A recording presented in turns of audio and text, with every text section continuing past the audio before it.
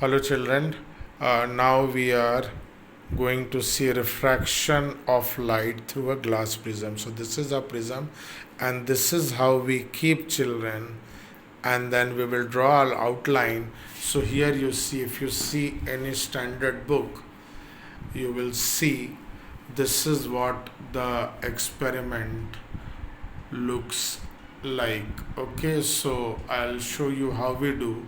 Then in my other part of the video you will see I'll teach you theory of this glass slab and prism. So let us see. First we will draw the outline of the prism, and then like this we will take incident ray, we will draw normal, and then we will see how we get emergent ray and refracted ray.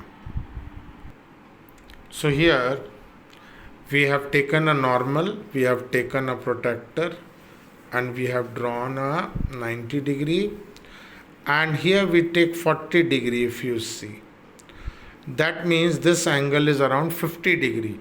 So what I am drawing over here children is this is a 50 degree angle. Now we put back the prism, see, but before we put, what should we do? This two mark place children, almost 4-5 centimeter apart, we put the pins. So you put the pin and you put another pin straight. You have to put it, you have to press it little bit. You get a board in the school. Okay, so I put back the prism as I have drawn the outline. Okay, so this is how it looks from above. But what we have to do children is we have to see from inside the prism like this. Okay, how this two looks inside. So I'll try to make it straight. If you see, so up view you see here, and how we see through the prism. So these two pins you see, and we put a third pin almost in line with the first and second pin. So we press it nicely children, and we take a fourth pin. We take a fourth pin and we see all the 4 pins are in a straight line. So if you see, this will come to little bit this side. If you see, now almost they are in a straight line. Okay, so this is how it looks from above. So this is our incident ray. Inside we will have the refracted ray, and this is the emergent ray. So what we will do, you have to put the pins straight and nicely you have to put. Okay, then before we take out, we will put a mark. Okay, then we will join. Okay, so this is how it looks from.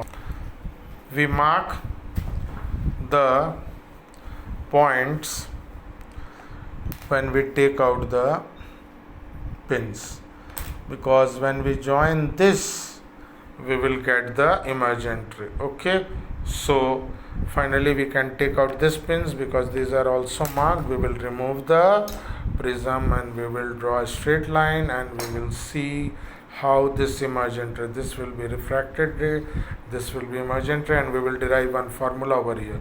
Not derive, we will see what is that formula. So this is how emergent ray will look. We join the line formed by the 2 pins, and inside we join, this is the refracted ray.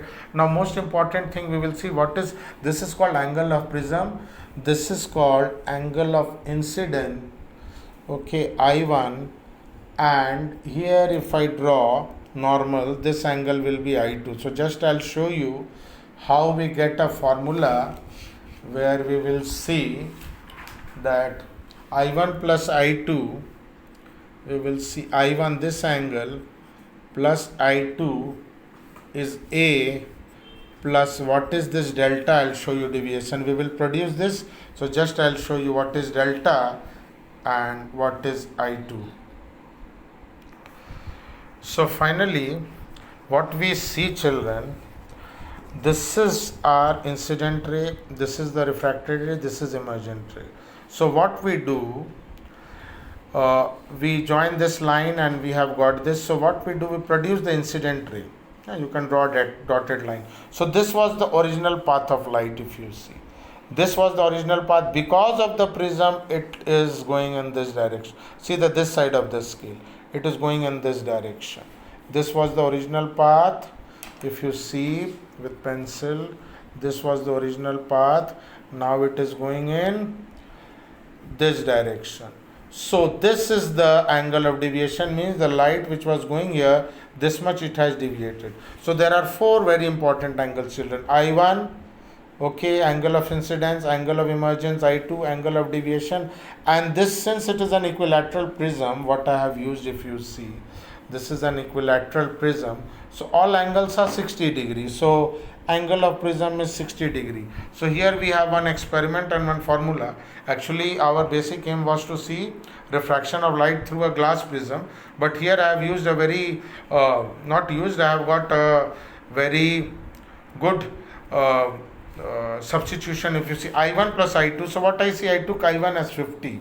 So roughly this was 50, this is also 50, I1, I2, so total it becomes 100, children, if you see. And A is 60, angle of prism is 60, and I see angle of deviation is very close to 40. So once more, I1 plus I2, I1 plus I2 is A1, angle of prism, plus delta. There is a very good proof. So when I teach you theory, I'll show you, this is a very good proof. I1 plus I2, if you see in your book also, you will see this I1 plus I2, this experiment we were doing is A plus delta, where A is the angle of prism and delta is the angle of deviation. So very important proof over here. So once more, just to recap what we have done, we have got the incident ray, we have got the emergent ray, we have produced the emergent ray back, we have produced the incident ray front, okay, original path, and we see this is the angle of deviation. This is angle of incidence I1, I2 is angle of emergence, and the sum of these two gives you A, angle of prism, plus angle of deviation. So this was a very good experiment where we have seen refraction of light through a glass prism.